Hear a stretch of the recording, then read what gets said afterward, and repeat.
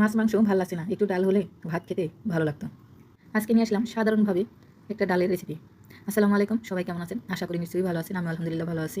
আজকে 2 মুঠো ডাল নিয়েছি, ডালটা সুন্দর করে ধুয়ে নিচ্ছি।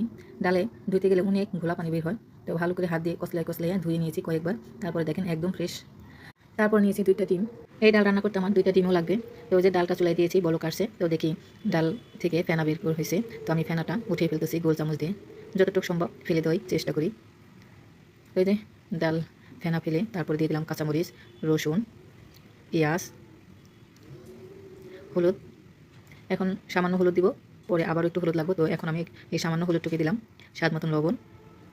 আরও কিছুক্ষণ ডালটা পড়তে থাক। আর এদিকে 2টা ডিম সেদ্ধ দিয়েছিলাম, ডিম 2টা আমি ছিলে তারপর চাকচাক করে কেটে নেব। তো ভিডিওটি যে যেখান থেকে দেখতেছেন কাছে ধরে তাদের অসংখ্য ধন্যবাদ। ভিডিও দেখার সময় একটা লাইক দিয়ে ভিডিও দেখবেন। ভিডিও যদি ভালো লাগে প্লিজ একটা কমেন্ট করবেন। আমার ফেসবুক পেজটা সবাই ফলো দেবেন। এই যে চাকচাক করে কেটে নিচ্ছি।